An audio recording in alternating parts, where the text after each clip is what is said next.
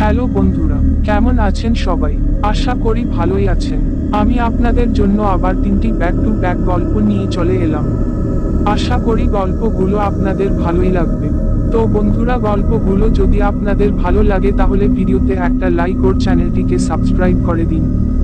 বন্ধুরা, সাবস্ক্রাইব করতে তো পয়সা লাগে না, একটি সাবস্ক্রাইব করে দিন চ্যানেলটিকে, যাতে চ্যানেলটি আরো পড়ে যায় আর আমি আপনাদের জন্য নতুন নতুন গল্প নিয়ে আসতে পারি।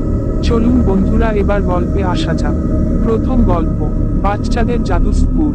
এক ছোট্ট গ্রামে, যেখানে জাদু এবং সাধারণ মানুষের জীবন একসঙ্গে মিশে থাকে, সেখানে ছিল এক ছোট্ট মেয়ে, নাম তার রিয়া।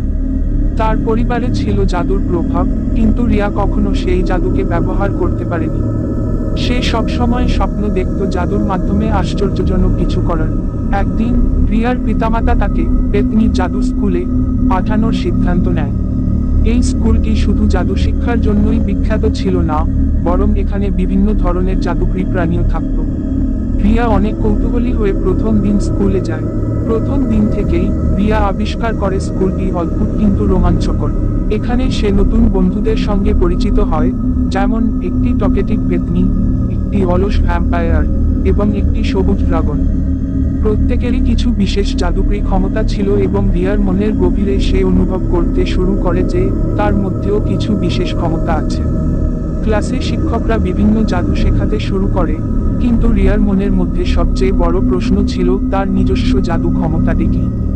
একদিন যখন ক্লাসে একটি বিপদ ঘটে, রিয়া আবিষ্কার করে তার একটি বিশেষ ক্ষমতা আছে, সে ভবিষ্যৎ দেখতে পারে। এই আবিষ্কারে সে অনেক খুশি হয় এবং ধীরে ধীরে শিখতে শুরু করে কিভাবে এই ক্ষমতা সঠিকভাবে ব্যবহার করতে হবে। গল্পটি এগিয়ে চলে রিয়ার জাদু ক্ষমতার উন্মোচন এবং তার বন্ধুদের সঙ্গে বিভিন্ন অ্যাডভেঞ্চারের মধ্য দিয়ে। তারা একসাথে একটি অন্ধকার শক্তির বিরুদ্ধে লড়াই করে, যা স্কুল এবং গ্রামের শান্তি নষ্ট করার হুমকি দিচ্ছিল। শেষ পর্যন্ত রিয়া ও তার বন্ধুরা তাদের জাদুকরী ক্ষমতা এবং বন্ধুত্বের মাধ্যমে এই অন্ধকার শক্তিকে পরাজিত করতে সক্ষম হয়। তারা বুঝতে পারে যে প্রকৃত জাদু কেবল ক্ষমতায় নয়, বরং বন্ধুত্ব ও সাহসে নিহিত। এই গল্পটি রিয়ার আত্ম অনুসন্ধান ও বন্ধুত্বের মধ্যে দিয়ে জাদু জগতে তার পথচলা এবং নতুন নতুন রহস্যের সন্ধান করার রোমাঞ্চকর কাহিনী। দ্বিতীয় গল্প, ভ্যাম্পায়ার ও অভিশপ্ত রাত। একটি নির্জন গ্রামে অদ্ভুত কিছু ঘটনা ঘটতে শুরু করেছে। প্রতিটি পূর্ণিমার রাতে গ্রামবাসীরা রক্তের মতো লাল চোখে একটি অজানা ছায়ামূর্তি দেখতে পায়। এই ছায়ামূর্তি নাকি গ্রামের চারপাশে ঘোরাফেরা করে এবং মানুষের রক্ত পান করে। গ্রামের সবচেয়ে সাহসী যুবক আরিফ, যে কোনো অলৌকিক ব্যাপারে বিশ্বাস করে না, সে এই ঘটনার রহস্য উদ্ঘাটন করার জন্য আগ্রহী হয়ে ওঠে। তার সাথে যোগ দেয় তার ছোটবেলার বন্ধু সুমি, যে গ্রামের ইতিহাস সম্পর্কে বেশ ভালো জ্ঞান রাখে। গল্পের উত্তেজনা বাড়ে যখন তারা জানতে পারে যে বহু বছর আগে এই গ্রামে এক ভ্যাম্পায়ারের আক্রমণ হয়েছিল এবং সেই ভ্যাম্পায়ার এখনো মুক্ত অবস্থায় ঘুরে বেড়াচ্ছে। আরিফ এবং সুমি তাদের নিজস্ব জীবন বাজি রেখে এই ভ্যাম্পায়ারকে থামানোর পরিকল্পনা করে। কিন্তু যতই তারা গভীরে প্রবেশ করে, ততই তারা বুঝতে পারে যে এই ভ্যাম্পায়ার শুধুমাত্র একটি দানব নয়, বরং তাদের নিজের অতীতের সাথে জড়িত কিছু গভীর রহস্য লুকিয়ে আছে। বিশ্বাস, বন্ধুত্ব, সাহস এবং অতীতের মুখোমুখি হওয়া। একটি গ্রাম যা প্রায়শই কুয়াশাচ্ছন্ন থাকে এবং রাতের বেলায় ভয়ানক চেহারা ধারণ করে। তৃতীয় গল্প, অভিশপ্ত বাড়ির রহস্য।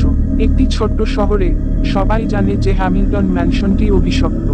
বহু বছর আগে বাড়ির মালিক জনাথন হ্যামিল্টন এবং তার পরিবার অদ্ভুতভাবে নিখোঁজ হয়ে গিয়েছিল। কেউ কখনো তাদের খুঁজে পায়নি এবং সেই থেকে বাড়িটি ফাঁকা পড়ে আছে। নতুন শহরে এসে স্থানীয় সংবাদপত্রের রিপোর্টার আরিফা গল্পটি শুনে আগ্রহী হয়ে ওঠে।